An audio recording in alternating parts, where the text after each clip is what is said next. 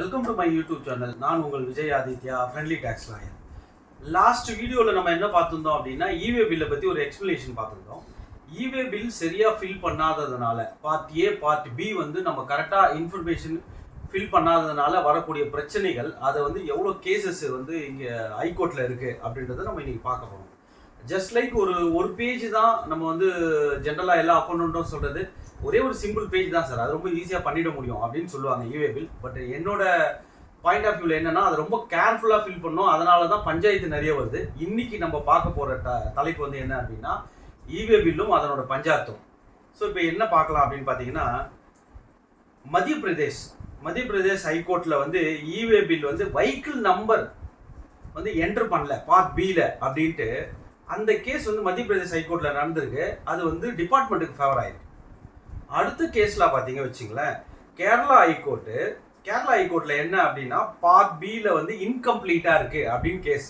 இந்த Kerala ஹைகோர்ட்டோட ஜட்ஜ்மெண்ட்டும் favour to department தான், GST department தான் ஃபேவர் ஆயிருக்கு.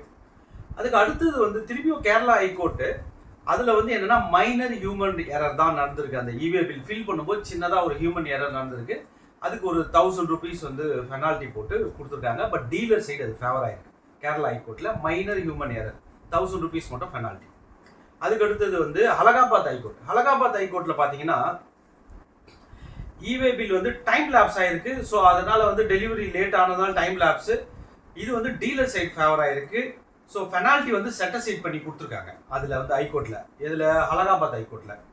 அதுக்கு அடுத்தது வந்து யூபி ஹைகோர்ட். யூபியில் பார்த்தீங்க அப்படின்னா, பார்ட் பியில் வந்து ஃபுல்ஃபில் பண்ணல, பார்ட் பியை கரெக்டாக ஃபில் பண்ணாததுனால வந்த இந்த கேஸ் வந்து டிபார்ட்மெண்ட் கேஸ் போட்டிருக்காங்க டீலர் மேலே.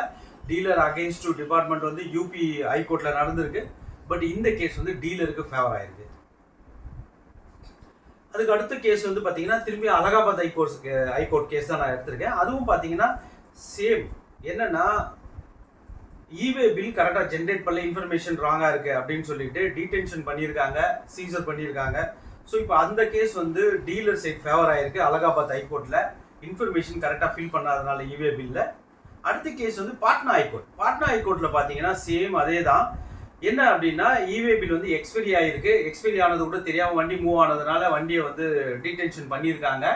ஃப்ரெஷ் இவே பில் போடலை, இல்லை டைம் எக்ஸ்டென்ஷன் பண்ணலன்ட்டு. பட் இந்த கேஸில் வந்து டீலருக்கு ஃபேவர் ஆகிருக்கு பாட்னா ஹைகோர்ட்டில். அடுத்தது வந்து மெட்ராஸ் ஹைகோர்ட்லேயும் சேம் இதே தான், டிஃப்ரெண்ட் பிளேஸ். அதாவது இவே பில்ல ஒரு அட்ரஸ் போட்டுட்டு டெலிவரி வேறு ஒரு அட்ரஸில் பண்ணியிருக்காங்க. இதுதான் வந்து டிஃபால்ட்டு. இதுக்கு வந்து டீலர் வந்து மெட்ராஸ் ஹைகோர்ட்டை வந்து அப்ரோச் பண்ணும்போது இது டீலர் சைட் ஃபேவர் ஆகிருக்கு. அடுத்தது வந்து கேரளா ஹைகோர்ட் அகைன் இன்னொரு கேஸ் பண்ணும்போது minor difference for address. Same இதே தான், அட்ரஸ் டிஃப்ரெண்ட் அட்ரஸில் டெலிவரி நடந்திருக்கு அப்படின்ட்டு. இதுவுமே டீலர் சைட் ஃபேவர் ஆயிருக்கு டிபார்ட்மெண்ட் போட்ட கேஸில். அகைன் வந்து இன்னொரு கேரளா ஹைகோர்ட் கேஸு. இது என்ன அப்படின்னா, wrongly charges for CGST and SGST, ஐஜிஎஸ்டியில் போட வேண்டியதை மாற்றி, அதாவது வந்து டாக்ஸ் ஹெட்டை வந்து மாற்றி போட்டுட்டாங்க அப்படின்றதுக்காக இதில் கேஸ் புக் பண்ணியிருக்காங்க. இந்த கேஸில் கேரளா ஹைகோர்ட் வந்து என்ன ஜட்ஜ்மெண்ட் கொடுத்துருக்காங்கன்னா, டீலர் சைட் தான் ஃபேவர் பண்ணியிருக்காங்க, செட்டர் சைட் பண்ணி. அடுத்து வந்து இமாச்சல் பிரதேசை பொறுத்தவரையிலும் என்ன அப்படின்னா, டைப்போகிராபிக்கல் எரர் இவே பில்ல என்னன்னா டீலர் சைட் தான் ஃபேவர் ஆயிருக்கு. ஸோ அதில் மினிமம் பெனால்ட்டி 1000 rupees போட்டிருக்காங்க. அதுக்கு அடுத்த கேஸஸ் வந்து பார்த்தீங்கன்னா, நம்ம பார்க்க போகிறது வந்து ரிட் பெட்டிஷன் வந்து சத்தீஸ்கர் கேஸில் நம்ம எடுத்துக்கணும் வச்சுங்களேன். அந்த இதில் ஹைகோர்ட்டில் என்ன நடந்திருக்குன்னா, அண்டர் வேல்யூ போட்டிருக்காங்கன்னு சொல்லிட்டு அந்த இன்வாய்ஸு இவே பில்ல அதை வந்து சீசர் பண்ணியிருக்காங்க கூட்ஸை. ஸோ இது வந்து இந்த கேஸ் வந்து டீலர் சைட் ஃபேவர் ஆகிருக்கு. அடுத்தது வந்து அதுவும் ஹெச்பி இமாச்சல் பிரதேஷ். ஸோ இதுலேயும் பார்த்தீங்கன்னா, டீடென்ஷன் ஆஃப் கூட்ஸ் அசசி and transport grounds of vehicle number, அந்த vehicle number time lapse. So இதெல்லாமே நாட் அப்டேட்டடு. இந்த கேஸில் பார்த்தீங்கன்னா டீலர் சைட் தான் ஃபேவர் ஆகிருக்கு. ஸோ மைனர் பெனால்ட்டி 122 லெவி பண்ணியிருக்காங்க.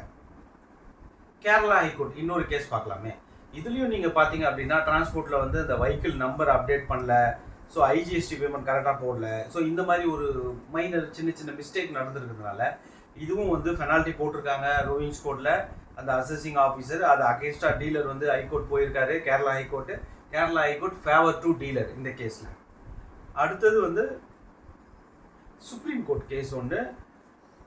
ஸோ சுப்ரீம் கோர்ட் கேஸில் வந்து இவே பில் வந்து tariff blockage due to agitation of failure delivery consignment within the validity period e-way bill. So the particular time குள்ள இதுல பாத்தீங்கன்னா apex court are set aside the levy of tax and penalty rupees 69,000. So dealer side favour ஆயிருக்கு இதுவும். So இப்போ நான் ஒரு 15 cases வந்து ரொம்ப கொஞ்சம் ஃபாஸ்ட்டாக தான் போயிருக்கேன். ஏன் அப்படின்னா ஒரு ஜஸ்ட் ஒரு இன்ஃபர்மேஷன் தான்.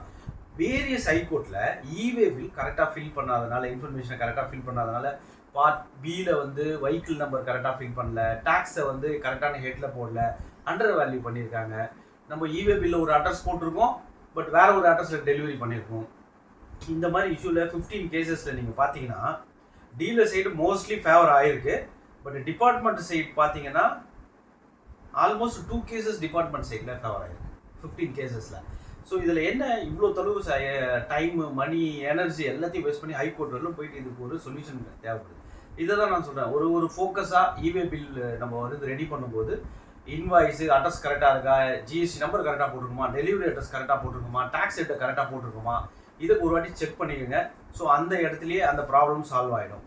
ஸோ நம்ம வந்து ஒரு ஹைகோர்ட் வரலும் போக வேண்டியது இருக்காது, அப்பீல் ஹைகோர்ட்டுன்ட்டு.